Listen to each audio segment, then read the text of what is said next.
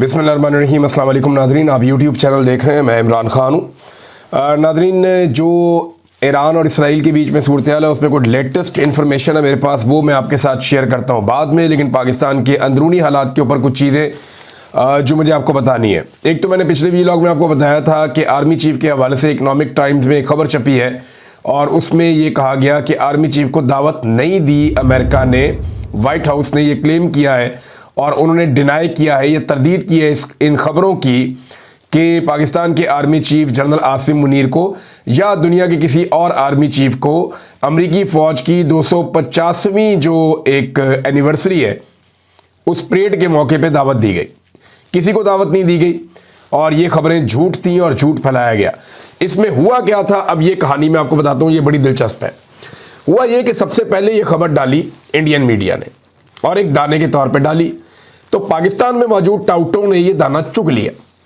ज़रा मैं आपको फिर बताता हूँ कि इंडियन मीडिया ने ये दाना डाला और पाकिस्तान में मौजूद जो टाउट्स हैं, जो प्रोएक्टिव टाउट्स हैं या जो सुपर टाउट्स हैं, जो बहुत हर वक्त तैयारी में रहते हैं कि जूता कहीं नजर आए तो हमने पॉलिश करना है फटाफट, जो हर वक्त पॉलिश अपने मुंह पर मलकर तैयार रहते हैं कि कहीं पे जूता नजर आ जाए हमने जनाब फौरी तौर पे उसको पॉलिश करना है।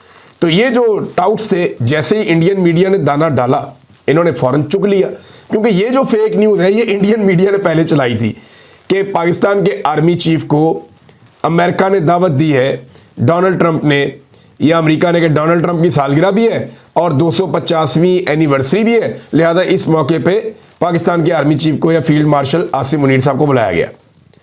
अब इसके ऊपर टाउटों ने दाना चुग लिया और उन्होंने एक के बाद एक ज़मीन आसमान के कलाबे मिलाना शुरू कर दिए और इन्हें एस्टेब्लिशमेंट ने मना भी नहीं किया कि ये तुम क्या कर रहे हो, क्योंकि ये तो झूठी तारीफ़ें कर रहे थे, ये तो खुशामद कर रहे थे और खुशामद तो सबको पसंद होती है।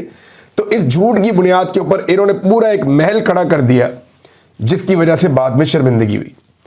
अब वही इंडियन मीडिया जिन्होंने दाना फेंका था और इन्होंने दाना चुग लिया, तो उन्होंने बाद में बड़े आराम से वाइट हाउस का मौक़िफ़ लिया या नहीं लिया, जो भी किया उन्होंने उसके ऊपर खबर जारी करवा दी कि जनाब इनको तो दावत मिली नहीं, और ये क्लेम नहीं कर सकते कि दावत मिली या नहीं मिली। मैंने अपने तौर पे सोर्सेज से पता किया तो मुझे जो एस्टेब्लिशमेंट के सोर्सेज हैं उन्होंने बड़ा क्लियरली कहा, उन्होंने कहा हमें कोई दावत नहीं आई थी और हमने कहीं क्लेम नहीं किया कि दावत आई थी। लेकिन मज़े की बात यह है कि पाकिस्तान की जो एस्टेब्लिशमेंट है उसे चाहिए कि ये जो प्रोएक्टिव किस्म के टाउट्स हैं इनको लगाम डालें और शर्मिंदगी से बचने के लिए इन टाउट्स को ये बता दें कि जब आपको कोई व्हाट्सएप आए तो उसके ऊपर आप खबर दे दिया करें, जैसे आप हमेशा देते हैं। अपने जहन से काम लेने की कोशिश ना करें या शाह से ज़्यादा शाह के वफादार बनने की कोशिश ना करें। तो हुआ ये था कि जाली खबर जो चलाई थी वो इंडियन मीडिया ने चलाई थी, उन्होंने पहले फैलाई थी बकौल जो अभी तक सोर्सेज सामने आ रहे हैं, जो चीज़ें सामने आ रही हैं। लेकिन जो पाकिस्तानी टाउट्स हैं उन्होंने गेम चक के रख दी, PMLN के अकाउंट्स हों या दीगर हो, उन्होंने कहा जनाब कमाल ही हो गया भाई, आसिम मुनीर साहब के आगे बिछ गया डोनाल्ड ट्रंप, तेंज हो गया तो उंज हो गया। कहानी के ऊपर कहानी, कहानी के ऊपर कहानी, ऐसी ऐसी कहानियाँ ज़मीन आसमान के कलाबे इन्होंने मिलाए कि पता नहीं क्या हो गया। भगड़े डाल दिए, गिद्दे डाल दिए, इन्होंने माये गाना शुरू कर दिए आसिम मुनीर साहब के और डोनाल्ड ट्रंप के। लेकिन बाद में पता चला कि जनाब वो तो काम ही कोई नहीं हुआ, बल्कि वाइट हाउस की तरदीद छाप दी गई। अब इस सारे मामले के ऊपर एक सुबकी सी हुई है और मेरे ख्याल में यहाँ पे पाकिस्तान की एस्टेब्लिशमेंट के लिए बहुत कुछ सीखने के लिए है कि जब कोई खुशामद कर रहा हो तो तब भी उससे बचना चाहिए, क्योंकि खुशामद के नतीजे में भी बाद में कभी कभी प्रॉब्लम क्रिएट हो जाते हैं। इसराइल और ईरान की तरफ जाते हैं, लेकिन पहले गंडापुर साहब की जो बारीक वारदात है इस पर पाकिस्तान तहरीक इंसाफ में काफ़ी तशवीश पैदा हुई है। मेरी एक दो लोगों से बात हुई है, लेकिन तफसीली जो पार्टी का मौक़िफ़ है वो मैं लेने की कोशिश करूँगा। ज़ुबैर अली खान साहब ने इस पे खबर दी है कि जो पॉलिटिकल कमेटी है पाकिस्तान तहरीक इंसाफ की उसमें बड़ी तशवीश है और वो बहुत परेशान है गंडापुर के स्टेटमेंट्स को लेकर। यानी अभी तहरीक इंसाफ की क़यादत इतनी कमज़ोर है बेचारी, वो इतने कमज़ोर लोग हैं जो लगे हुए हैं कि वो अली अमीन गंडापुर से सवाल भी नहीं पूछ सकते, और जो भी अली अमीन गंडापुर से जवाब तलबी करना चाहता है उसकी कहीं और से जवाब तलबी हो जाती है, या इदारे हाथ पैर धोकर उसके पीछे पड़ जाते हैं, उसकी ज़िंदगी तंग कर देते हैं, उसके लिए पाकिस्तान की ज़मीन तंग कर दी जाती है। अब इमरान खान साहब ने पहले 2 मरतबा देखे ना, इसको बारीक वारदात को आप समझिए। गंडापुर साहब क्या कह रहे हैं, गंडापुर साहब ने जो अल्फाज इस्तेमाल किए हैं वो कोई अस्करियत पसंद इस्तेमाल कर सकता है, TTP इस्तेमाल कर सकती है, कोई मजहबी जनूनी जमात इस्तेमाल कर सकती है, کوئی ایسی جماعت جس کا کوئی اور مشن ہو وہ استعمال کر سکتی ہے، لیکن پورے پاکستان کے اندر ایک ساتھ لوگوں میں مقبول جماعت جو چاروں صوبوں کی نمائندگی کرتی ہے، پورے ملک کے اندر اس کی نمائندگی ہے، ایسی ذمہ دار جماعت کا کوئی بھی ذمہ دار رکن ایسی بات نہیں کر سکتا۔ گولیاں ماریں گے، ہتھیار لے کر جائیں گے، ایک کے بدلے 2 گولیاں چلائیں گے۔ بھئی جب عمران خان نے پہلے دیکھیں نا، باریک واردات یہ ہے کہ عمران خان نے تو اب اسلام آباد بلایا ہی نہیں، اڈیالہ جیل بلایا ہی نہیں، تو آپ منہ اٹھا کے لوگوں کو کیوں کہہ رہے ہیں کہ جناب اڈیالہ جیل جائیں گے ہم بندوقیں لے کر؟ حالانکہ اسی علی امین گنڈا پور نے مجھے بہت پہلے یہ بات ایک دن بتائی تھی، اور یہ گواہی بھی دیں گے کہ انہوں نے مجھے بتائی تھی کہ عمران صاحب کئی لوگ یہ کہتے ہیں کہ اڈیالہ جیل چلے جاؤ، تو ہم نے اڈیالہ جیل کبھی نہیں جانا۔ میں نے کہا جی کیوں نہیں جانا؟ تو انہوں نے کہا اس لیے نہیں جانا کہ ہم اڈیالہ جیل جائیں گے تو اسی بہانے کوئی نہ کوئی دنگا کروا کے اندر عمران خان کو نقصان پہنچا دیں گے، اور بعد میں یہ ہمیں کہیں گے کہ تمہاری وجہ سے ہو گیا ہے، اور وہ مدعا بھی ہم پہ ڈال دے گا کہ جناب ہمارے ساتھ ایسے لوگ گئے تھے جنہوں نے عمران خان کو نقصان پہنچا دیا ہے۔ یہ علی امین گنڈا پور نے اس خدشے کا اظہار میرے سامنے کیا تھا، میں نے اپنے کانوں سے سنا انہوں نے یہ بات کی تھی۔ اب وہ کہتے ہیں کہ ہم بندوقیں لے کر جائیں گے اور اڈیالہ جیل جائیں گے۔ مجھے نہیں سمجھ آ رہی کہ وہ کیا کہنا چاہ رہے ہیں اور کیا کرنا چاہ رہے ہیں۔ عمران خان نے 2 مرتبہ اسلام آباد بلوایا تھا، یہ ہم سب جانتے ہیں، اچھی طرح جانتے ہیں۔ 2 مرتبہ عمران خان نے اس سے پہلے کہا تھا کہ اسلام آباد آ جاؤ، تب علی امین گنڈا پور صاحب جو مقررہ جگہ رکھی گئی تھی وہاں پہنچے نہیں، اسلام آباد تک آئے، اور وہ جہاں پہ عمران خان صاحب نے بلایا ڈی چوک وہاں یہ پہنچے نہیں۔ ایک دفعہ انہوں نے پہاڑیاں کراس کی اور ایک دفعہ یہ کارکنوں کو نہتا گولیاں کھاتا ہوا چھوڑ کے وہاں سے چلے گئے۔ حالانکہ انہوں نے کہا تھا جی میں قربانی دوں گا، سب سے پہلے میں گولی کھاؤں گا، سب سے آگے میں کھڑا ہوں گا۔ ایسا کچھ نہیں کیا، صرف وہ کہانیاں ہی تھیں۔ بہرحال اب علی امین گنڈا پور صاحب جو کچھ کہہ رہے ہیں اس پہ پاکستان تحریک انصاف کے اندر تشویش پیدا ہوئی ہے۔ زبیر علی خان صاحب نے یہ خبر دی ہے کہ اس میں جو پولیٹیکل کمیٹی ہے پی ٹی آئی کی وہ بھی بہت حیران ہے کہ یہ کیا کر رہے ہیں۔ عمران خان نے تو کہا کہ پورا ملک بند کرنا ہے، جو جہاں موجود ہے وہ وہاں پہ بند کرے گا، بڑی بڑی شاہراہوں کو، پورے ملک کو جام کرنا ہے آپ نے آنے والے وقت میں۔ عمران خان کی حکمت عملی کچھ اور ہے۔ جب عمران خان کہتے ہیں اسلام آباد آؤ، یہ اسلام آباد نہیں جانا چاہتے۔ جب عمران خان کہتے ہیں اسلام آباد نہیں آنا تو یہ کہتے ہیں اب میں اسلام آباد جاؤں گا اور وہ بھی بندوقیں لے کر جاؤں گا۔ تو یہ جناب جہالت والی باتیں، یہ ایک پولیٹیکل پارٹی ایسی جو جمہوری پولیٹیکل پارٹی ہو وہ ایسی حرکتیں، ایسے سٹیٹمنٹ نہیں دے سکتی۔ کل کو یہ سٹیٹمنٹ ان کے خلاف استعمال کیے جائیں گے۔ آپ عمران خان صاحب کی پوری سیاست نکال کر دیکھ لیں، انہوں نے بڑے بڑے سخت بیانات دیے ہیں، انہوں نے اپنے سیاسی مخالفین کو بہت رگڑا دیا ہے، لیکن انہوں نے کبھی بندوق کی، گولی کی، بم کی، بارود کی، ان چیزوں کی بات نہیں کی۔ انہوں نے ہمیشہ ڈائیلاگ کی بات کی ہے، رول آف لا کی بات کی ہے، انصاف کی بات کی ہے۔ ان کی پارٹی کا نام ہی تحریک انصاف ہے، اور یہ بندوق کی نوک کے اوپر تو آئے گا نہیں، یہاں تو ملک کسی قاعدے اور قانون کے مطابق چلے گا۔ تو یہ اور ایک پولیٹیکل پارٹی ہے، وہ عسکری جماعت تو ہے نہیں، اس قسم کا سٹیٹمنٹ دے دیں۔ اب ناظرین آپ آ جائیں ایران اور اسرائیل کے معاملے پہ۔ تو پہلے میں کچھ حقائق پچھلے ویلاگ میں آپ کے سامنے رکھنا چاہتا تھا، اب آپ کے سامنے رکھتا ہوں۔ اگر آپ کے ساتھ کوئی بحث کرے بھی تو آپ اس کے سامنے یہ چیزیں رکھ دیں تو دودھ کا دودھ اور پانی کا پانی ہو جائے گا۔ حقائق یہ ہے کہ ایران اور اسرائیل میں سے غلط کون ہے، یا ان میں سے زیادہ غیر ذمہ دار کون ہے؟ تو میں چند چیزیں آپ کے سامنے رکھوں گا اور وہ ایز اٹ از ہے، آپ ان کو جا کے کہیں سے بھی چیک کر سکتے ہیں۔ نمبر 1، ایٹمی ہتھیار دونوں میں سے کس کے پاس ہے؟ ایران کے پاس 0، کوئی بھی ایٹمی ہتھیار ابھی تک نہیں ہے۔ اسرائیل کے پاس درجنوں ایٹمی ہتھیار ہیں جن کی کم سے کم تعداد 70 سے زائد بتائی جاتی ہے۔ تو اسرائیل کے پاس ایٹمی ہتھیار ہے، ایران کے پاس ایٹمی ہتھیار نہیں ہے۔ نمبر 2، IAEA سے تعاون، یہ ایک انٹرنیشنل باڈی ہے جو ایٹمی مواد کے حوالے سے ان کا پورا ایک میکینزم ہے، اس کے ساتھ آج تک اسرائیل نے کبھی تعاون نہیں کیا۔ ایران اس کے ساتھ تعاون کرتا رہا ہے۔ دوسری چیز بتا دی آپ کو میں نے۔ نمبر 3، ہمسایوں کے ساتھ جنگ۔ ایران کی جو واحد جنگ ہوئی ہے وہ عراق کے ساتھ ہوئی ہے، اور وہ عراق کے حملے کے نتیجے میں ہوئی ہے۔ جب ایران کے اندر انقلاب آیا تو اس کے بعد کیونکہ امریکہ ناراض تھا تو مغربی ممالک کی شے کے اوپر عراق نے ایران پہ حملہ کر دیا۔ یہ ایک کہانی ہے بس، اس کے علاوہ کچھ بھی نہیں۔ جبکہ اسرائیل کی اپنے ہمسائے میں تمام ملکوں سے کہیں نہ کہیں کوئی نہ کوئی لڑائی رہتی ہے، دنیا میں بہت سارے ملک اس کو تسلیم بھی نہیں کرتے۔ تو اسرائیل اپنے ہمسایوں کے اوپر اٹیک کرتا ہے، ایٹمی قوت بھی ہے اور ایٹمی اداروں کے ساتھ کسی قسم کا تعاون بھی نہیں کرتا۔ تو یہ فرق آپ کے سامنے ہے۔ پھر ایک اور چیز ہے، یہ ایک NPT ہے، ایک معاہدہ ہے نان پرالیفریشن ٹریٹی. اچھا, اس میں جناب اسرائیل نے اس کے اوپر سائن نہیں کیے جبکہ ایران نے اس کے اوپر سائن کیے ہیں. یعنی ایران نے یہ گارنٹی دی ہے کہ وہ ایک حد سے زیادہ یورینیم کی افزودگی نہیں کرے گا, انہوں نے اس کے اوپر گارنٹی دی ہے. اور اس پہ ایران نے بار بار موقع بھی دیا ہے کہ آئیں اور آ کر انسپیکشن کر لیں, جبکہ کسی قسم کی انسپیکشن کی اجازت یا اس ٹریٹی کے اوپر دستخط ہی نہیں کیے اسرائیل نے. لیکن پھر بھی ایران کو سب برا کہتے ہیں اور اسرائیل کو نہیں کہتے. پھر ایک انٹرنیشنل نیوکلیئر انرجی ایجنسی ہے, اس کو معائنے کی اجازت دی جاتی ہے جن ممالک کے اندر نیوکلیئر اٹیک کرنے کا جو خطرہ ہوتا ہے یا جو بنا رہے ہوتے ہیں ایسٹس, تو اس میں جناب اس کو اجازت اسرائیل نے آج تک نہیں دی جبکہ ایران نے اس کو اجازت دی ہے. اب آپ اندازہ کریں کہ ان دونوں میں سے رسپانسبل اسٹیٹ کون سی ہے. جو ذمہ دار ملک ہے وہ تو ایران ہے اور وہ ثابت ہو رہا ہے, جبکہ ہمیشہ ذمہ داری سے کون بھاگتا رہا ہے, وہ اسرائیل ہے. اور یہ بھی ثابت شدہ حقیقت ہے. ایران نے اس طرح سے خون نہیں بہایا انسانوں کا جیسے اسرائیل نے غزہ کے اندر خون بہایا مسلمانوں کا, اور بہت بڑی مقدار میں بہایا. بچوں کو وہاں پہ قتل کیا گیا, اور یہ باقاعدہ ان کی اسٹیٹڈ پالیسی ہے جو ان لوگوں نے اپنے منہ سے کہہ رکھی ہے. وہ یہ کہتے رہے ہیں کہ جناب بات یہ ہے کہ ہم پالیسی کے تحت ان کی نسل کشی کرنا چاہتے ہیں, یا ہم یہ چاہتے ہیں کہ ان کے بچوں کو بھی قتل کیا جائے. اور ایسا دکھائی دیتا ہے, اسپتالوں پہ اسکولوں پہ اٹیک کیے جاتے ہیں, کیمپوں پہ اٹیک کیے جاتے ہیں. ہم روزانہ کی بنیاد پہ چھوٹے چھوٹے بچوں کی لاشیں دیکھتے ہیں غزہ میں جو شہید ہوئے ہیں. تو یہ ساری چیزیں جب آپ دیکھتے ہیں اور بار بار دیکھتے ہیں تو آپ کو سمجھ آتی ہے کہ یہ اسرائیل کی ایک پالیسی ہے کہ یہاں پہ غزہ کا وجود نہیں ہونا چاہیے.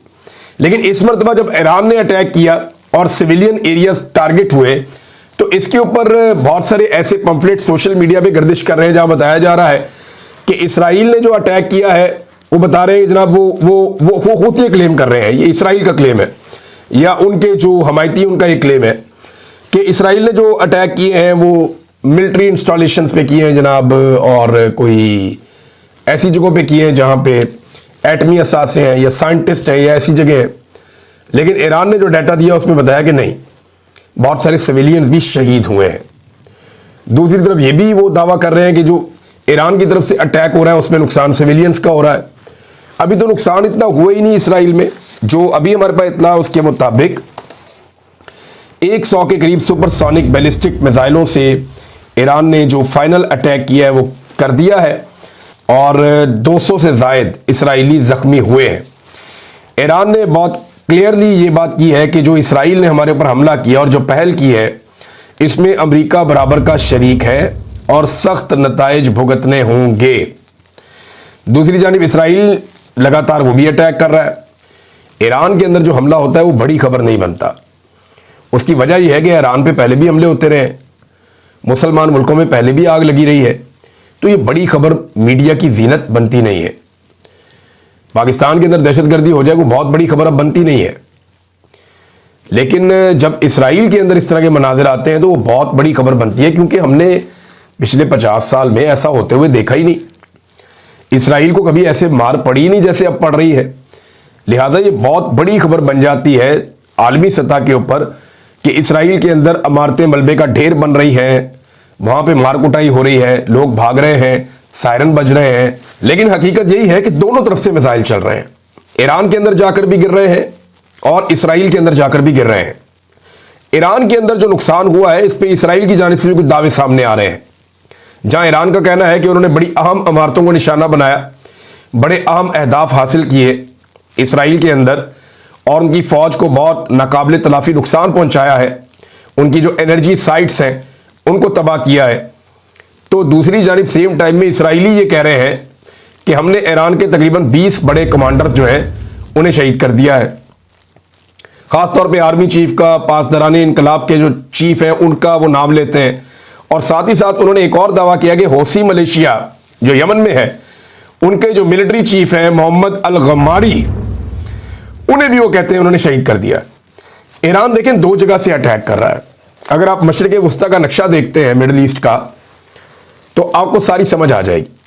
جب ایران اپنے ملک سے میزائل داغتا ہے تو یہ میزائل جب پہنچتا ہے اسرائیل میں تو کم سے کم 2 ملکوں کو یہ کراس کرتا ہے, ایک عراق اور دوسرا اردن. ان दो को क्रॉस करके वो जाके फिर इसराइल में गिरता है। दूसरा रास्ता जो इनके पास है वो है यमन से, रेड सी के ऊपर से फ्लाई करता हुआ जाता है वेपन या मिसाइल, और वो यमन से जब उड़ता है तो वो सीधा जाके इसराइल में गिरता है। और यहाँ पे उसे बाद का थोड़ी बहुत सऊदी अरब का एक कॉर्नर क्रॉस करना पड़ता है, नहीं तो वो समुद्री रास्ता लेकर ही जाकर गिर सकता है इसराइल के ऊपर। तो ये दो जगह है जहां से अब तक ईरान अटैक करता चला आ रहा है। अमेरिका ने एक बात कही है और डोनाल्ड ट्रंप ने बड़ी वजाहत के साथ कहा है कि अमेरिका जो है वो ईरान और इसराइल के तनाज़े में फरीक नहीं है। अच्छा, ये डोनाल्ड ट्रंप ने क्यों कहा? देखें, जब वो अपने आप को गैर जानिबदार कहेंगे तभी तो वो सारी दुनिया को इसराइल के हक में इकट्ठा कर पाएंगे, और अगर वो खुद जानिबदार हो जाएंगे तो फिर वो दुनिया को इसराइल के हक में इकट्ठा करना उनके लिए मुश्किल होगा। तो ईरान ये चाहता है कि वो नत्थी करे अमेरिका को इसराइल के साथ। जो ईरानी सुप्रीम लीडर है उनका जो स्टेटमेंट आता है, या ईरानी गवर्नमेंट का जो स्टेटमेंट आता है, या उनकी वजारत खारजा, वो बार बार यही कहते हैं कि जनाब इसके अंदर अमेरिका इन्वॉल्व है और इस हमले में अमेरिका ने साथ मिलकर किया है। ईरान के जो सुप्रीम लीडर हैं उनका जो स्टेटमेंट सामने आया एटमी प्रोग्राम के हवाले से, अब उसमें एक बहुत बड़ी तब्दीली आ चुकी है। यानी ईरान इससे पहले दुनिया के साथ ताउन करता चला आया है एटमी प्रोग्राम के हवाले से, लेकिन अब जो कुछ उसके साथ कर दिया है और जो उसके साथ इस वक्त हो रहा है इसराइल की जानिब से, तो ईरान को यह खतरा पैदा हो गया है कि इसराइल तो इनके ऊपर एटमी हमला भी कर सकता है और उसे तो पूरी दुनिया की शय है, लिहाजा हमारे पास भी डेटरेंस के लिए एटमी हथियार होना चाहिए। वो स्टेटमेंट मैं आपको पढ़ के सुना देता हूं, और वो ये कहते हैं कि एटमी प्रोग्राम के हवाले से हम अमेरिका वगैरह से ये कहना चाहते हैं कि ईरान यूरेनियम की अफजूदगी करे या ना करे, आप कौन होते हैं, ये काम आपका नहीं है। आपके पास जौहरी तनसीबात हैं, यानी आपके पास एटमी तनसीबात हैं, आपके पास एटम बम मौजूद है, दुनिया को नेस्तो नाबूद करने के असलहे आपके पास मौजूद हैं। आप कौन होते हैं अजीम ईरानी कौम को ये बताने वाले कि यूरेनियम की अफसूदगी करनी है या नहीं करनी, जौहरी तनसीबात ईरान रखे या ना रखे, ये बताने वाले आप कौन होते हैं? ईरानी कौम अपने फैसलों में खुद मुख्तार है। अब ये ईरान का मौक़िफ़ जो है वो एक कदम और आगे चला गया। पहले वो ये ईरान बहुत कोऑपरेट कर रहा था दुनिया के साथ, वो इस लड़ाई से बचना चाहता था। ईरान ये चाहता था कि लड़ाई से अवॉइड किया जाए और मज़ीद पाबंदियों से बचा जाए, लेकिन अब जो कुछ ईरान के साथ कर दिया गया है तो आलमी सपोर्ट का एक हिस्सा ईरान को भी मिला है। ख़ास तौर पे मुसलमान मुल्कों ने ईरान को सपोर्ट किया है, तुर्की ने किया है, पाकिस्तान ने किया है, सऊदी अरब ने किया है। और सऊदी अरब ने किया तो इसका मतलब है कि जो अरब ममालिक हैं वो सऊदी अरब के पीछे खड़े होते हैं, वो उसे अपना लीडर समझते हैं। तो मोहम्मद बिन सलमान ने बात की तो समझे सब ने बात की। तो यहाँ पे ईरान के लिए एक थोड़ा सा रिलीफ भी है, और रशिया और चाइना भी ईरान को सपोर्ट कर रहे हैं। तो ऐसे में वो ये कह रहे हैं कि हम क्यों ना अपना प्रोग्राम जारी रखें, हमने इतनी कोऑपरेशन की, इसके बावजूद हमारे ऊपर हमला कर दिया गया। और वो साफ कहते हैं इस हमले में अमेरिका इन्वॉल्व है, जबकि अमेरिका कहता है हमारे से कोई लेना देना नहीं है। अब इसी मौके पर जर्मनी और फ्रांस और बरतानिया ने, इन तीन बड़े यूरोपीय मुल्कों ने ईरान को फौरी तौर पर मुज़ाकरात की पेशकश की है। उन्होंने कहा जी हम तैयार हैं आपके साथ मुज़ाकरात करने के लिए, एटमी मसले पर आइए और बैठिए और हमारे साथ मुज़ाकरात करें। लेकिन मेरे ख्याल में अब बहुत सारा पानी पुलों के नीचे से गुजर गया है, सूरत हाल वैसे नहीं है। पाकिस्तानी वज़ीर आज़म का भी एक ट्वीट आया, और ये ट्वीट उनका आया ईरानी हुकूमत के हक़ में, ईरान के हक़ में, इसराइल के ख़िलाफ़। ये बड़ी अच्छी बात है, बल्कि अमली तौर पे पाकिस्तान को मदद करनी चाहिए। टेक्नोलॉजी के ज़रिए से, हथियारों के ज़रिए से ईरान की पाकिस्तान मदद कर सकता है, क्योंकि जब भी इंडिया पाकिस्तान पे अटैक करता है तो उस वक्त इसराइल इंडिया की मदद करता है, और ये पाकिस्तान कई दफ़ा क्लेम कर चुका है। तो जो इसराइल पाकिस्तान के साथ करता है वही पाकिस्तान इसराइल के साथ भी कर सकता है, और इसी को टिट फॉर टैट कहते हैं, जैसी करनी वैसी भरनी। नाज़रीन, पाकिस्तान में एक बड़ी अजीब चीज़ चल रही है। बहुत सारे ऐसे टाउट्स हैं जो पाकिस्तान के आर्मी चीफ या फील्ड मार्शल आसिम मुनीर साहब और नवाज शरीफ और जरदारी साहब से उनका मौक़िफ़ नहीं लेना चाहते, जो ओहदों पे बैठे हुए उनसे मौक़िफ़ नहीं लेना चाहते कि जनाब क्या चल रहा है इसराइल और ईरान के मामले पे, आपके दिल पे, आप बताइए ना। उनसे मौक़िफ़ नहीं लेना चाहते, लेकिन जेल में बैठे हुए कैदी नंबर 804 से जानना चाहते हैं कि बताओ अब आप इस मामले में क्या कहते हो। भाई अगर आप जानना ही चाहते हैं तो उनका ट्विटर खुलवा दें, اگر آپ جاننا ہی چاہتے ہیں تو ان سے کسی کو ملوا دیں نا آپ. جب عمران خان کی کسی سے ملاقات ہی نہیں ہو رہی, جب وہ کسی سے مل ہی نہیں رہے, تو ان کا سٹیٹمنٹ باہر کیسے آ جائے گا؟ پھر وہ عجیب و غریب باتیں کرتے ہیں کہ جناب وہ ٹویٹر کے اوپر سٹیٹمنٹ تو دے سکتے ہیں. بھائی ٹویٹر کے اوپر جو لوگ بیٹھے ہوئے نا عمران خان صاحب کی ٹیم میں, اگر آپ کو سمجھا دیتا ہوں, وہ لوگ انتظار کرتے ہیں. جب بھی عمران خان صاحب کی لوگوں سے ملاقات ہوتی ہے تو وہ ان سب لوگوں سے بات کرتے ہیں, ان سب لوگوں سے ان کے سٹیٹمنٹس لیتے ہیں, پھر اس کو ویریفائی کرتے ہیں, اس کو ری چیک کرتے ہیں, اور اس طرح عمران خان صاحب کا ایک کمپریہنسو پورا سٹیٹمنٹ بنا کے وہ ان کے ٹویٹر پہ ڈال دیتے ہیں. اس طرح عمران خان صاحب کا سٹیٹمنٹ باہر آتا ہے. اگر آپ عمران خان سے 15 دن یا 20 دن ملاقات بند کروا دیں گے نا, تو 15 دن 20 دن عمران خان صاحب کا کوئی سٹیٹمنٹ باہر نہیں آئے گا. یہ ماضی میں ہم نے ہوتا ہوا بھی دیکھا ہے. عمران خان کا سٹیٹمنٹ صرف تب باہر آتا ہے جب کوئی جاتا ہے اور جا کر عمران خان صاحب کو ملتا ہے. اور اگر ان کی تسلی نہیں ہو رہی تو دیکھ لیں, عمران خان سے زیادہ آج تک کبھی کسی نے اسرائیل کو چیلنج نہیں کیا, پاکستان کے کسی حکمران نے نہیں کیا, اور اتنے کھل کر سٹیٹمنٹ کسی نے نہیں دیے جیسے عمران خان صاحب نے سٹیٹمنٹ دیے ہیں. اور جو اس وقت باہر ہیں حکمران یا لوگ, جن میں آپ یہ کہہ دیں نواز شریف ہیں, زرداری صاحب ہیں, آرمی چیف ہیں, ان سے نہیں پوچھتے جناب آپ نے سٹیٹمنٹ کیا دیا ہے یا آپ اس کے بارے میں کیا کہہ رہے ہیں. فضل الرحمان صاحب سے پوچھ لیں, باقیوں سے پوچھ لیں آپ. وہ ایک بندہ قیدی ہے, اس سے ملاقات ہی نہیں ہو رہی, اس کا سٹیٹمنٹ کیسے باہر آئے گا؟ یا تو صبح اس کی ملاقات کروائیں اور دیکھیں اس کا سٹیٹمنٹ کیسا باہر آتا. آپ سب کے منہ لال ہو جائیں گے ایسا جواب وہ دے گا. اب تک کے لیے اتنی, اپنا خیال رکھیے گا, اپنے اس چینل کا بھی. اللہ حافظ.